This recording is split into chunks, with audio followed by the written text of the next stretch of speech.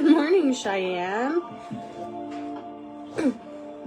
Happy Ostara, everyone. Hi, Haley.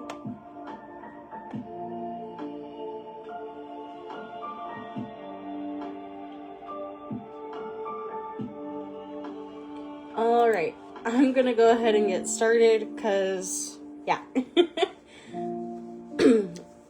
So hello everyone. Welcome to the Brujiria Live.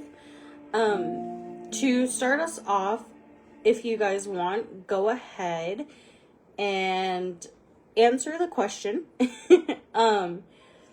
Have you heard about Brujiria? If you have, what do you know about it? If you are completely new, what has your interest in it?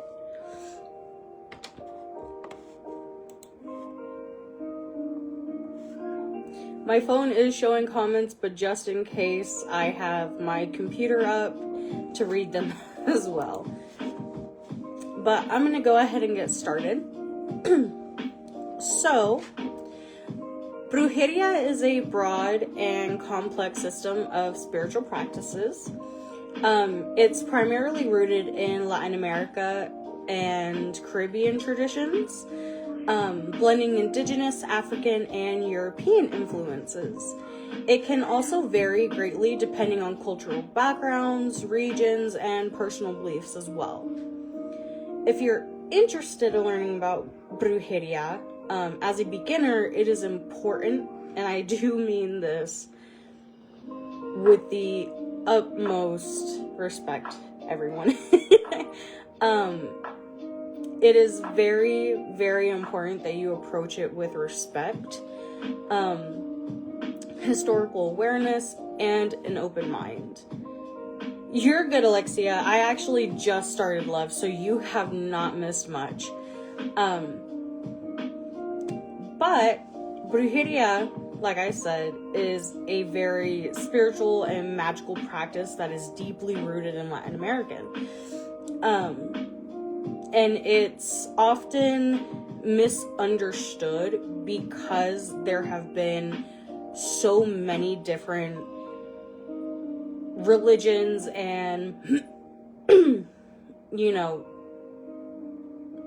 beliefs and influences and things like that, because it's not just one. As I mentioned earlier, it's Caribbean, it's Iberian, it's African, indigenous, European. It's kind of all of them mixed into one. So it's often misunderstood because it's not a singular belief system, but rather a collection of those beliefs. So the origins and history of them, I'm going to go into the history, because whenever I first started learning this to connect more to my roots and everything, there were a lot of things that caught me by surprise. And so I wanted to give you guys the full history of it before just telling you kind of like how to practice it. I hope that makes sense. But the origins and history of Brujiria actually go to pre-colonial indigenous spirituality. I'm gonna say, okay, perfect, still light. But before the Spanish colonization, the indigenous people of Latin America had their own complex spiritual systems. These included shamanism and healing, where they would use plants, rituals, and spirit communication for healing. There was nature worship, of course. Many indigenous groups revered the sun, moon, mountains, rivers, and animals as spiritual entities. There is ancestor veneration. Oh my gosh. Veneration. Veneration. I hope I'm saying that right. But it was where honoring deceased family members was and still remains a key part of many indigenous and spiritual practices. There is divination and magic, of course. Methods like cacao bean readings, fire gazing, and dream interpretations were used for guidance. And some of these traditions actually persist in modern brujeria, some of which I am learning, like the cacao readings, which are really interesting, by the way. But, such as use of herbs, spirits, communication, and even ritual baths. So from there, we then have the impact of the Spanish colonization, which was around 1492 and onward. This was when Spain and Portugal colonized the Americas, and they brought Catholics. Oh my gosh, they brought the Catholic belief. I'm just gonna say it like that because I can never say that word. And sought to suppress the indigenous and African spiritual practices.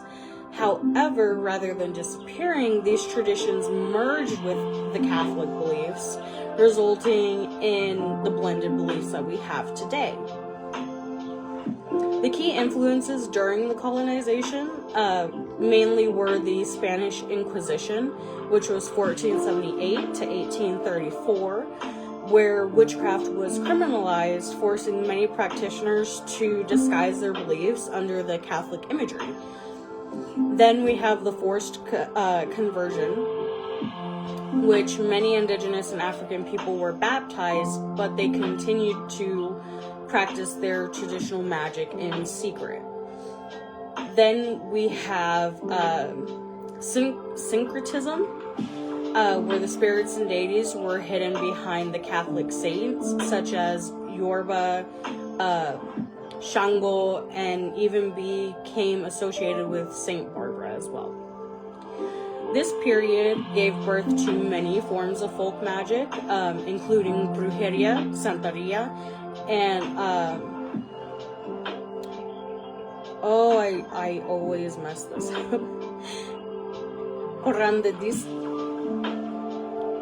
Corandersimo. Sorry.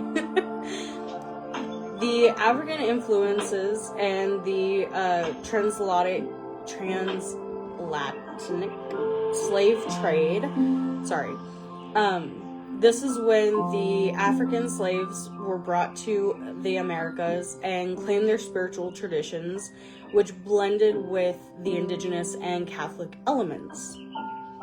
So these included the ancestor worship and spirit possession, common in Yorba and Congo traditions. Then you have the use of sacred drumming and chants to invoke the spirits, working with herbs and roots for healing and protection, and divination through shells or dilogon or bones. These elements influence brujeria, particularly in the Afro-Atlantic communities in Cuba, Puerto Rico, and Brazil. Then we have the evolution of brujeria into modern times. This is the 19th to 20th century, where brujeria remained a secretive practice, but was often passed down orally, and it was stigmatized, associated to be, as we all know, the devil worship, burn them at the stake type thing.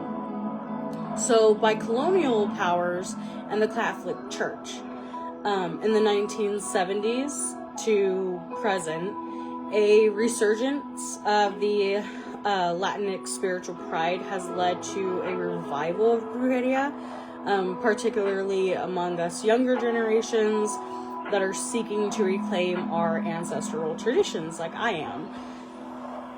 Then we have social media, which has been a blessing, as we all know, because it allows us to connect and learn new things that we otherwise would not have known. And not only that, but it's where modern brujas and brujos share knowledge online and blending traditional practices with new influences as well. So, real quick, I'm going to catch up on comments. Blessed Ostara, everybody. I am so excited. So, little off topic. I sat there and I went out yesterday and bought like these mini greenhouses to start my seeds and stuff in. And my husband, he's like, I thought we agreed that we weren't gonna, jumpstart your plant addiction again. I was like, look, you can never have enough plants. Ever. Ever. You should have known when you married a witch that you were gonna have a umpteen like indoor garden of plants. You're fine, Alexia.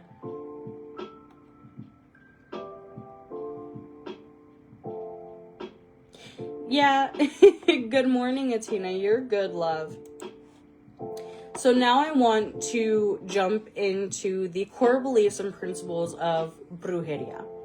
So the main one is the duality of magic. This is white versus black magic, if you will.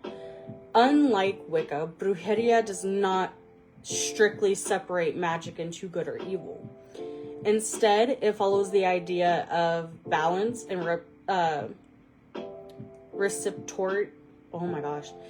Similar to karma. So it's the idea of balance and karma. Many brujos or brujas work with both blessings and baneful magic when necessary. So we do protective and healing magic, which is used for health, luck, prosperity, and love. Justice and defense magic, which includes hexes, curses against the wrongdoers.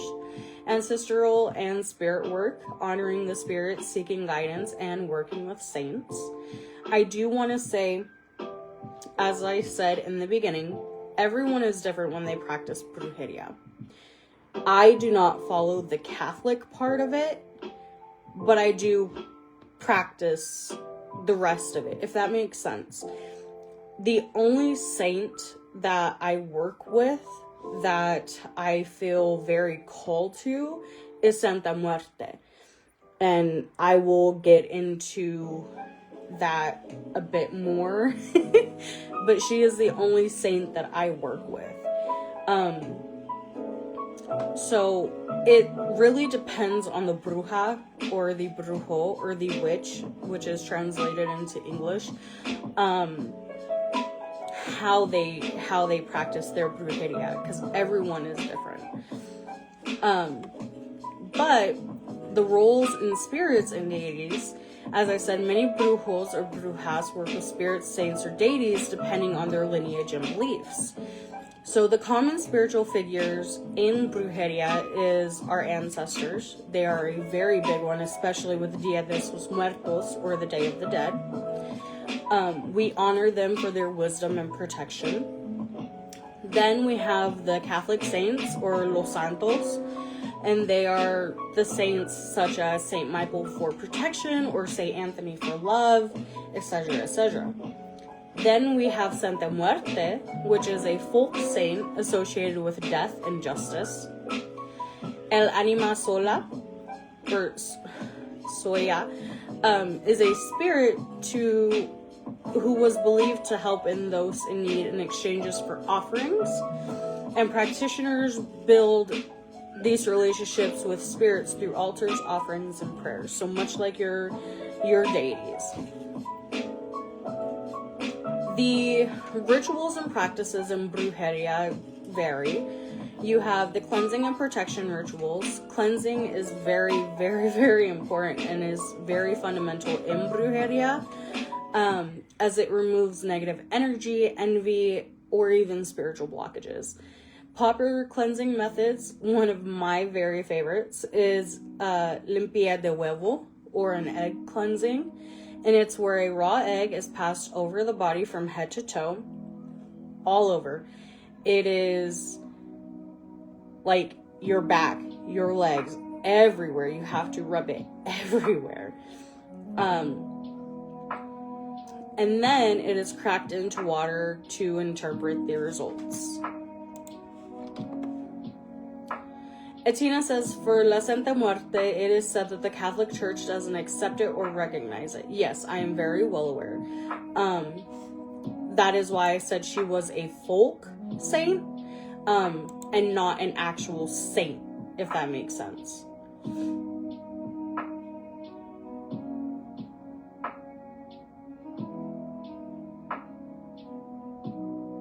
Yep. Then you have the spiritual baths, which is, of course, your ritual baths. It is a mixture of herbs and water poured over the body for purification. Then you have your smoke cleansing, burning herbs like rue, copal, or palo santo to clear bad energy. Then you have our spell work and magic. Brujerias or brujerios uses a variety of spells. So we do mainly love spells, but I do not. Unless it's self-love, I don't want to mess with it because I already have my love. But to others, it is different. So they do love spells using candles, honey, or rose petals. The money spells using green candles, cinnamons, and bay leaves to attract the wealth. Protection spells, hexes, curses, and things like that. So some practitioners use the baneful magic against their enemies or for justice if they believe that it is necessary.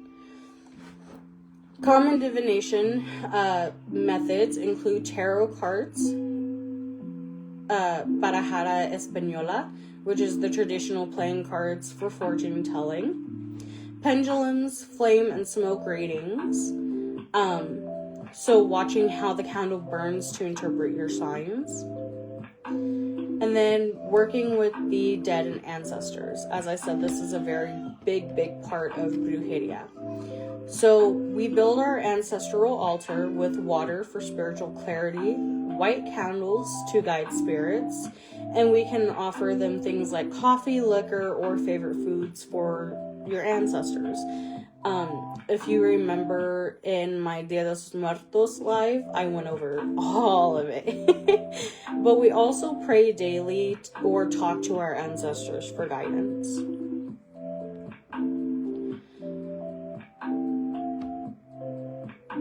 Yes, it is very big in Brujeria. That is why I do not take down my ancestral altar after Dia de los Muertos, because I'm constantly asking them for guidance and protection. So now we have the cultural significance of Brujeria, especially now. At one point in time, there was stigma and persecution, and historically, Brujeria, as I said, was demonized by the colonial powers of the Catholic Church, and many brujos or brujas were forced to practice in secret. Today, however, it is reclaimed as a form of cultural and spiritual empowerment, which is how I feel. And the rise of modern brujeria, many Latin people are reclaiming their indigenous and African spiritual roots. Again, social media has created online brujeria communities, making knowledge even more accessible.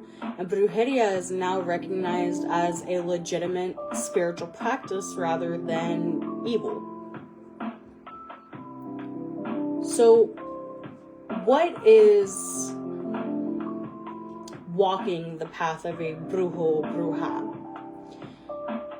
The main parts are study the history and respect the cultures where brujeria come from. Connect with your ancestors before working with spirits, because you never know if it's going to end badly. If that makes sense. Kind of like a trickster spirit coming through, or, you know, those other ones that just, hey, I'm your ancestor, and they're really not.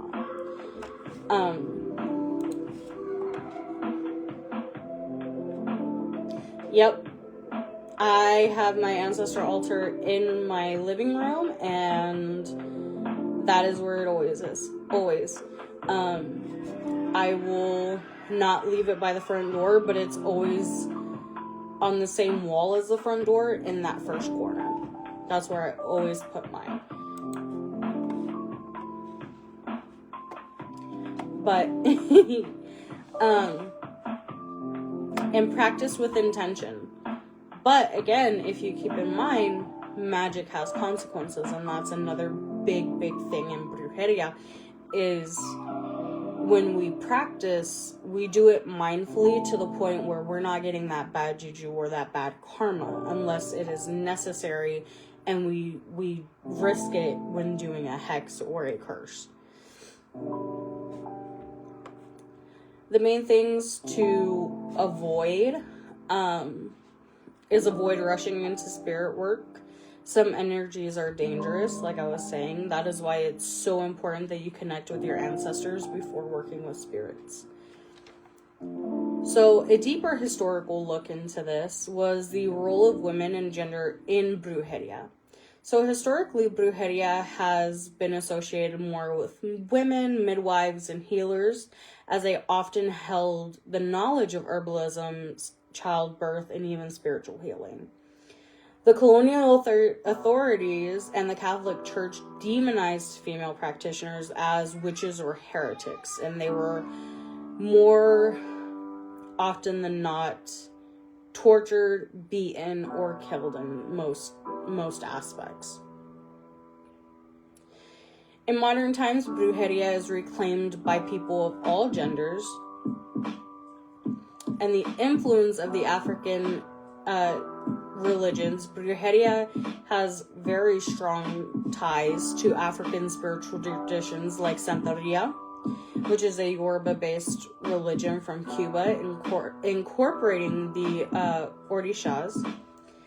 Then you have the Congo-derived magic and spirit work, the Afro-Brazilian faith, blending Catholic and African deities. And most often than not, these traditions share spirit possession, divination, and ancestor veneration with Brujeria. So the criminalization and suppression of Brujeria, as I stated, was a Spanish colonial authorities that labeled it a superstition and banned it. In the 20th century, governments in Latin America outlawed folk healing and spiritism under the pressure from the Catholic Church. Today, some countries still have legal restrictions against certain practices like Brujeria, but they're a lot more lenient than what we did have. So advanced spiritual practices in Brujeria, again, working with the shadow and baneful magic. As we all know, not all magic is about love and healing, and some brujos or brujas specialize in justice work, protection, and hex breaking. Many of the spells that we do are freezer spells, mirror spells, and cemetery rituals. And then we do crossing and uncrossing work, where some practitioners believed in crossing conditions such as spiritual blockages caused by curses or bad lucks.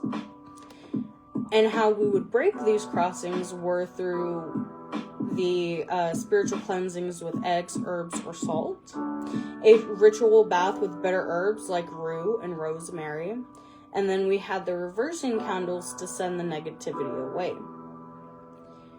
A big one is the use of animal spirits and offerings. Some brujos or brujas work with spiritual animals for guidance, such as owls for wisdom and seeing beyond illusions, snakes for transformation, hidden knowledge, black dogs for protection against negative spirits, and offerings to these spirits can include food, candles, you name it, you can add it.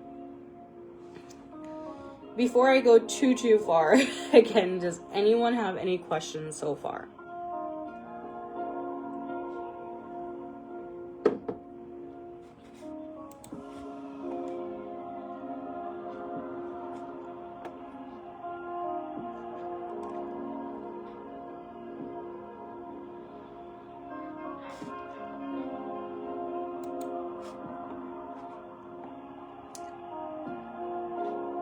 Okay, I do not see any questions, but if you have any questions, please let me know.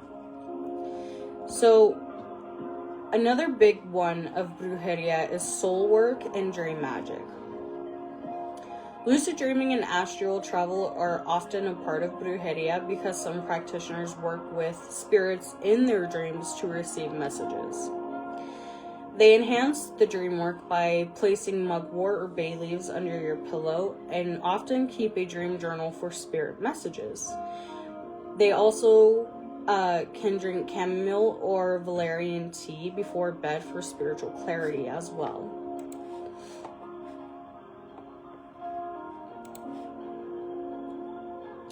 Some esoteric symbolism and magical tools in Brujiria. The meaning of the colors in candle magic are very, very big.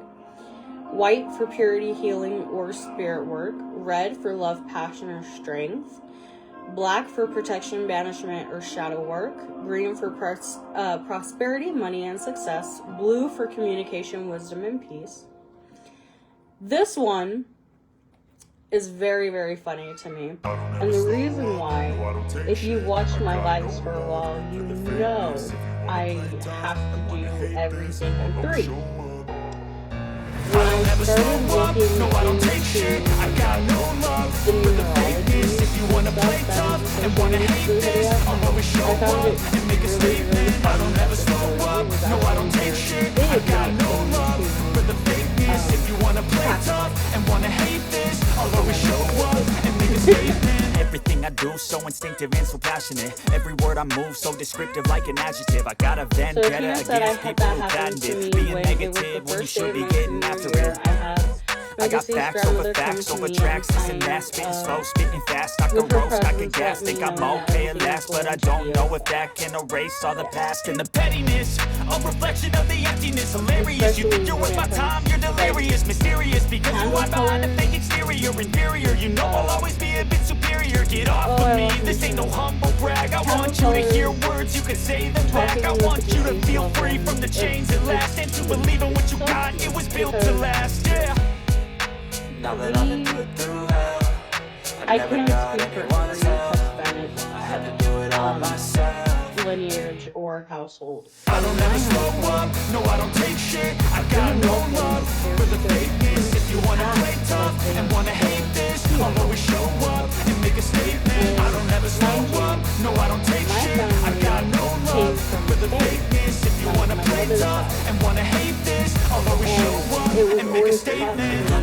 Consequence of being incompetent. Mental health is confidence, dreams and some modestness. I'm not here to save the day, that's for you to take away. I could play a million mind games, but instead of say something not illogical, something that is topical. Rub it on and watch it go. Make yourself unstoppable. Dreams are irresponsible, but they're always possible. If you just believe, you could be so remarkable. Thoughts in my head, a collage and they spread. I'll be great one day, going off of my meds. No, I'm not giving up, no, I'm not giving in. I will make it to the top, taking off in the wind. I gotta make it. I'm saving every day to taste it. I'm patient, but my mind, it can hardly take it. I'm chasing a dream that I've had for several ages. I'm vacant, modern kingdom for the taking.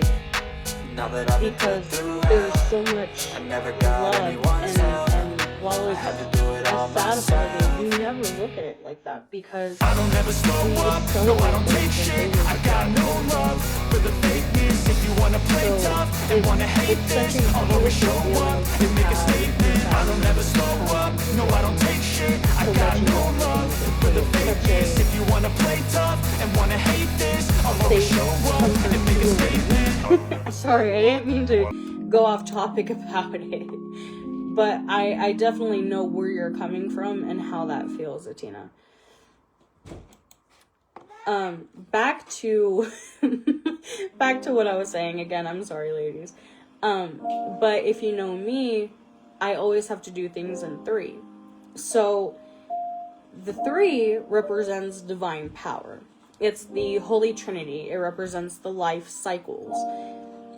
And I found that really interesting because of the fact I've always had to chant 3 times over my T's, or I've always had to, add 3 drops of blood, or I've had to, just things in 3. And I never knew why until I started diving deeper into Brujiria and I started learning about, the cultural references with numbers and things like that.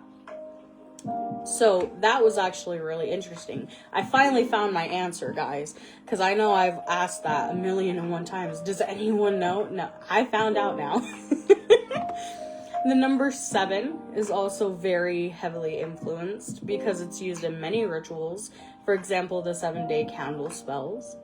The number 9 is also a huge one because it is the number of endings, transformation, and even death work. The number 13 is another one, which is a powerful number in both baneful and protective magic.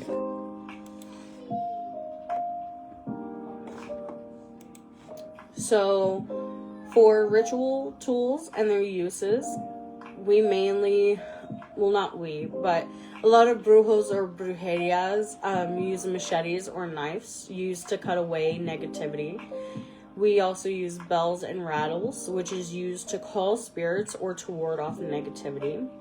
Altar bowls or water jars to represent the spiritual world and communication with the spirits. The regional variations of brujeria are Mexican brujeria, which is heavily influenced from the Aztec and Mayan traditions.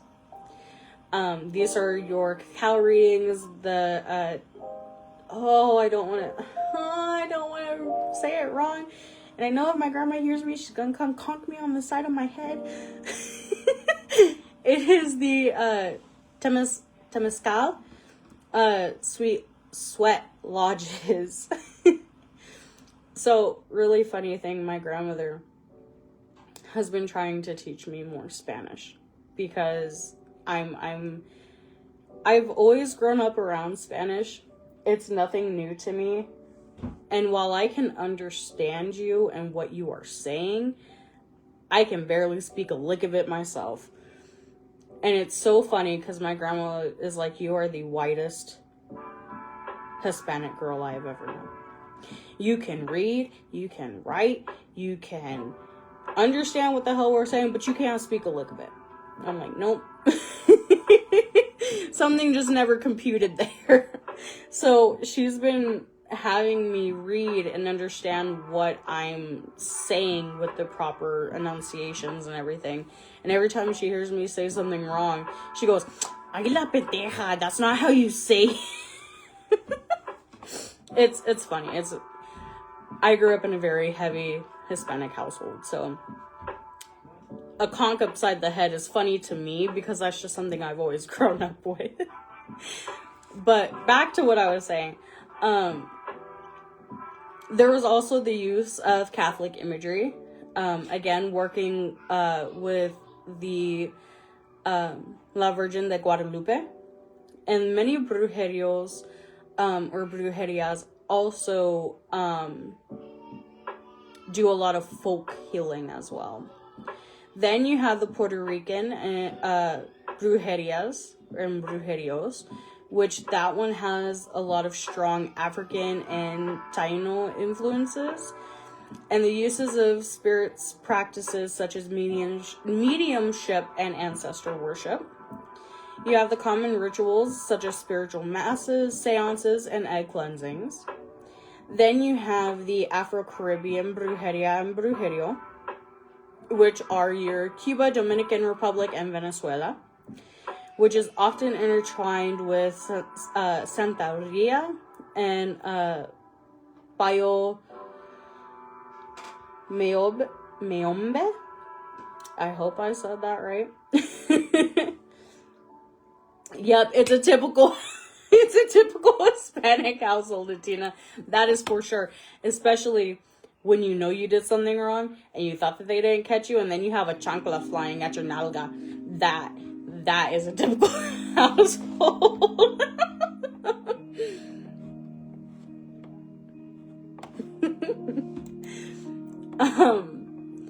Then you have the ethical considerations in brujeria, which is the concept of karma and magic. Many brujos or brujas believe in energy exchange.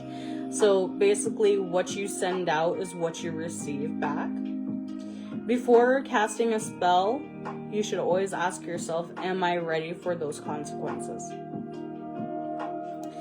A lot of the new age trend, and I'm pretty sure everyone has seen this here lately, and for me, it's it's not that it's annoying, but it's kind of a big bummer, especially because I'm trying to learn my cultural roots. But it is avoiding cultural appropriation. So brujeria is not a new age trend because it's a mixture of the indigenous African and Latin American roots. But there are very many closed practices like Santeria or Bayo. And unless it is properly initiated, it's very frowned upon that you practice it. So much like hoodoo or voodoo, you must be taught properly. It's not one of those branches of magic that you can just jump into. Then we have the balancing of light and shadow work, where every practitioner understands both the creation and destruction of their magic. Some brujos specialize in the protection of and hex breaking rather than the aggressive side of it. But it is important that you develop your own ethical code, if you will. So, again, the modern revival of brujeria through social media and digital platforms have helped spread very wide knowledge. There is a growing intersection between activism and spiritual justice, such as using magics for protest, protection, and healing communities here lately. Some brujerios and brujerias have even started blending witchcraft and Wicca into it, even though their origins are different. Some of them, if taught properly, have been doing hoodoo and conjure, which is similar of the roots, counter magic, and folk remedies. Some of them do chaos magic through modern spellcraft without rigid dogma, if you will. But traditionally, the knowledge was passed down through oral tradition in the families. And many now find online the brujeria communities where they share spells, experiences, and even do guidance. I know for me personally, I am in, I want to say, like 4 or 5 different La Santa Muerte groups here on Facebook. So it's, yeah. Other origins and cultural roots.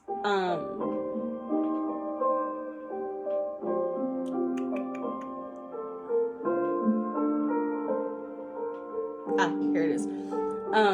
The indigenous influences were native traditions, including shamanism, herbal medicine, and spirit work.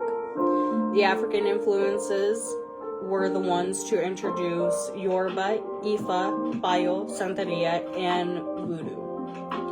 The Catholic part of it, again, is the blending of Catholic saints, prayers, and symbols with magic and spiritual traditions.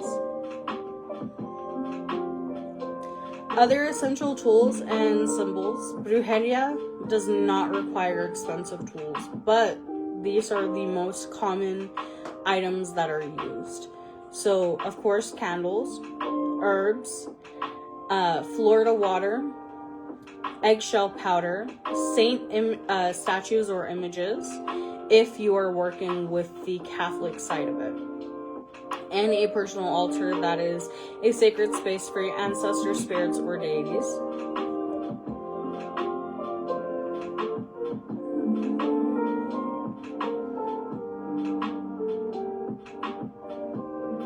Sorry, ladies. I realized that as I was typing, I accidentally put the same stuff in there. So, but anyway, brujeria for me is a very powerful and deeply personal path. It requires dedication, respect, and intuition, just like any other path. But if you are looking to do brujeria and you are just interested in learning, beginners should always focus on learning the foundations and connecting with their ancestry and practicing the ethical magic. The fundamentals of Brujiria Magic is ancestral, intuitive, and spiritual placed root, rooted in Latin American, Caribbean, and indigenous traditions. But it also blends the elements of folk magic, spirit work, herbalism, and energy manipulation to bring about the transformation, healing, and protection. Everything, and I do mean everything, in Brujiria is energy. Thoughts, words, and actions carry a spiritual power. Magic is the manipulation of energy to shift reality in our favors. The balance between light and dark, such as healing magic, which is cleansing, protection, and blessings. Then you have the witchcraft part of it, which all of it is witchcraft, but the darker side of it is manifestation, hexing, and influencing those outcomes. But a bruja or brujo understands that both of these, both the creation and destruction, are necessary. There is, again, the connection to spirits and ancestors. Ancestors are our guides and protectors who must be honored. The spirits, some spirits assist, others must be banished, much like trickster spirits. Then you have the deities and saints, and I'm sorry if this sounds really repetitive, I apologize. But many brujas work with the Catholic saints, orishas, or folk spirits like Santa Muerte. And then, of course, karma. If you remember my alchemy live, it is very important to always know that magic requires that exchange, whether it's giving offerings, prayers, or even your own energy. And that's a big part of Brujeria as well. And also, intentions return to the sender, whether good or bad. It's the law of return.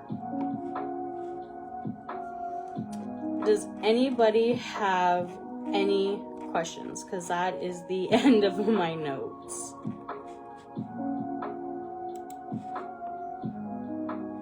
I hope it wasn't short. Short not being the word, but I hope it gave you guys something new to learn and something new, like a new perspective. I hope that makes sense.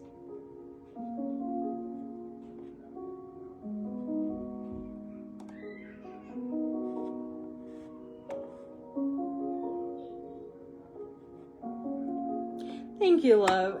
Like, I'm not gonna lie, whenever I do these videos, I always worry about, like, am I giving them really good information? Like, am I doing good on this? Like, I don't know why, I'm just usually kind of self-conscious about it. But I am glad that you guys learned something new, and that's the big takeaway of doing this.